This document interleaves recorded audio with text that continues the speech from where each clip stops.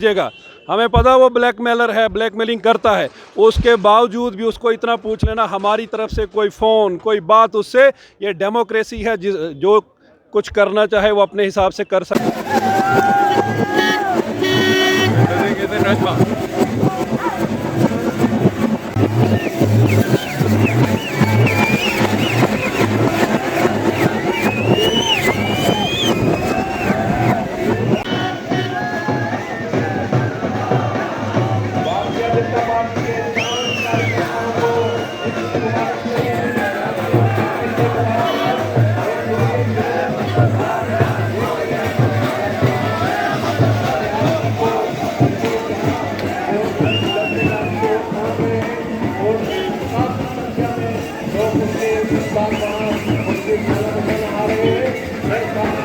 आज डोडा ज़िला हेडक्वार्टर पे भारतीय जनता पार्टी की तरफ से एक कार्यक्रम यहाँ पे आयोजित किया गया।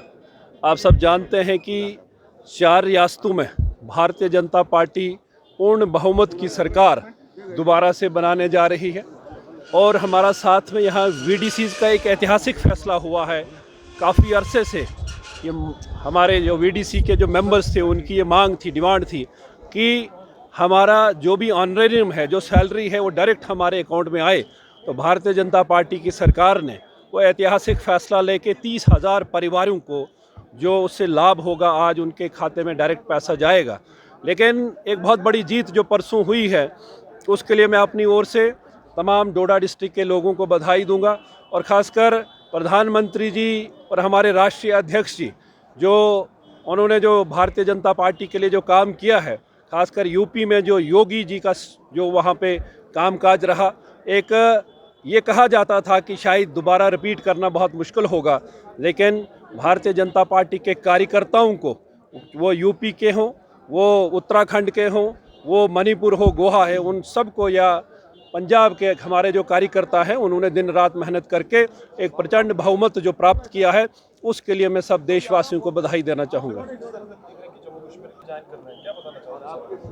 ये पूरे देश के अंदर एक जो प्रधानमंत्री मोदी जी के जो उनके लीडरशिप में और यहाँ जम्मू कश्मीर में भारतीय जनता पार्टी के जो काम, जो भारतीय जनता पार्टी के लोग जो काम इस वक्त कर रहे हैं, संगठन को मजबूत करने का जो काम कर रहे हैं, उसको देखते हुए बहुत सारे लोग जो अलग दूसरी पार्टियों के बड़े बड़े लोग, दिग्गज नेता आज भारतीय जनता पार्टी ज्वाइन कर रहे हैं।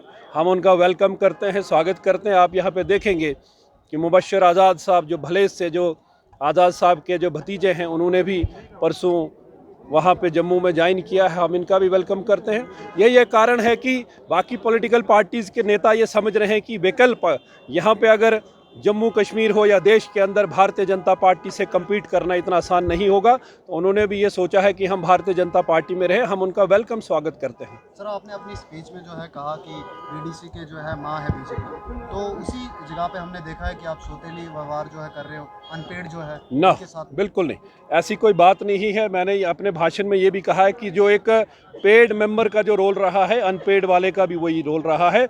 टेक्निकलिटीज़ रहती हैं कि जब इनको वेपन उस वक्त दिया गया था, इनसे उस वक्त एफिडेविट लिया गया था कि हमें सुरक्षा के लिए चाहिए, हमको कोई ऑनरेरियम नहीं चाहिए। लेकिन एक बहुत बड़ा इशू जो पेड का जो जिनको मिलता भी था उनको भी बंद हो गया था, उस इशू को एड्रेस कर दिया गया है। और अनपेड का भी इशू अगर कोई सेटल करेगा तो केवल और केवल भारतीय जनता पार्टी उसको सेटल करेगी। आपने जिस तरह से जानकारी अभी दी कि यहाँ पे 2 तरीके से आपने आज प्रोग्राम किया, एक तो वीडीसी के लोगों का मुलाजमों का जो परमानेंट होना और 4 रियासतों के अंदर आपकी जीत पर, लेकिन यही देखा जा रहा है कि यहाँ पे आज कम तादाद थी। क्या लगता है आपको इसका ऑपरेशन का कोई फायदा होगा? नहीं, मैं आपको बताऊंगा। हमारा यहाँ पे कार्यक्रम जो था, हमारे तरुण चुग जी जो नेशनल जनरल सेक्रेटरी, उनका आने का कार्यक्रम यहाँ पे था, लेकिन वो प्रोग्राम नहीं हुआ। इसलिए आज केवल वीडीसी के लोगों को और मुख्य कार्यकर्ता जो हमारे हैं, जो मंडलों के मेन कार्यकर्ता, उनको बुलाना था। आने वाले समय में एक बहुत बड़ी विशाल रैली आपको यहाँ देखने को मिलेगी जब हमारे नेशनल जनरल सेक्रेटरी यहाँ पे आएंगे। सर, कुछ लोगों का ये भी कहना है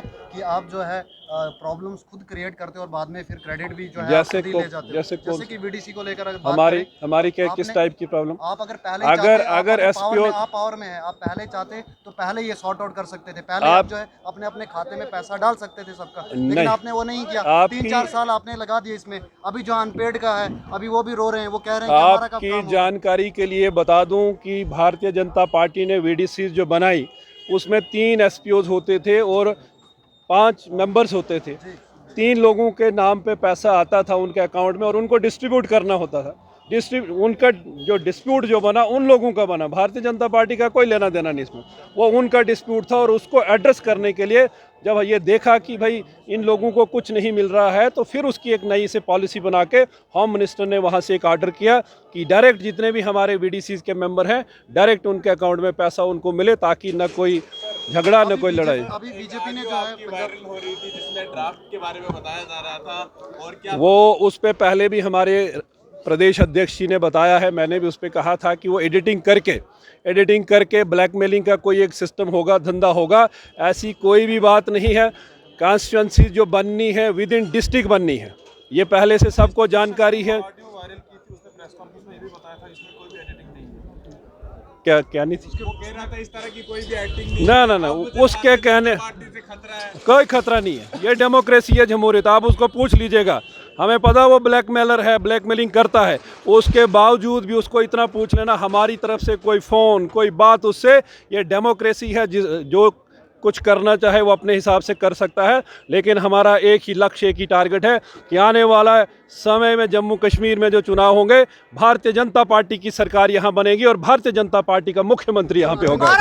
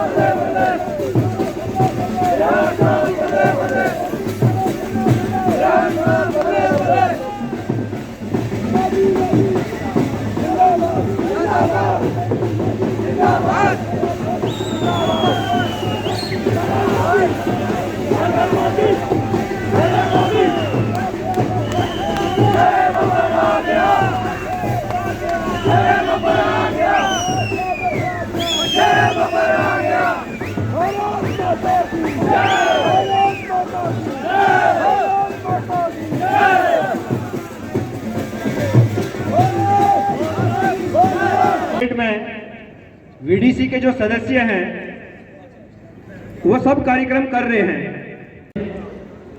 नरेंद्र भाई मोदी जी, माननीय अमित शाह जी, जेपी नड्डा जी, हमारे डॉक्टर जितेंद्र जी, हमारे प्रदेश के अध्यक्ष रविंद्र रैना जी, अशोक कुल जी, चुनीलाल जी जो वीडीसी के प्रेसिडेंट है किश्तवाड़ से, अब वो यहाँ आके अपनी बात रखें।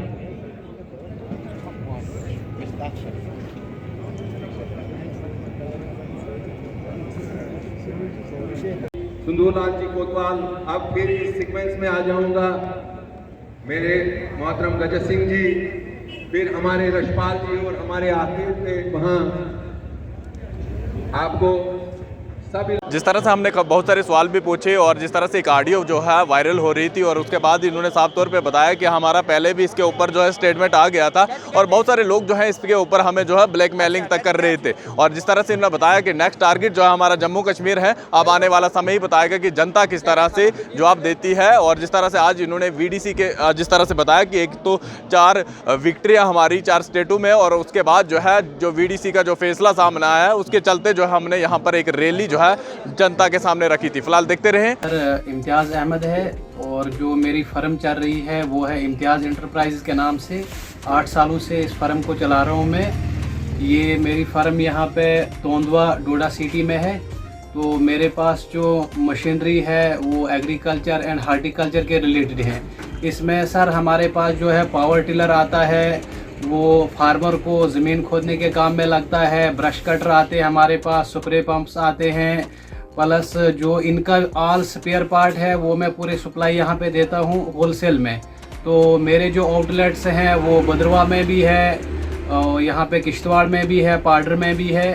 तो मैं यही चाहता हूँ कि जो फार्मर हैं वो आइए यहाँ पे और सस्ते दाम में उनको मिलेगा और ऑनलाइन पे भी वो मंगवा सकते हैं। ऑनलाइन पेमेंट करें तो घर बैठे बैठे उनको डिलीवरी मिल सकती है।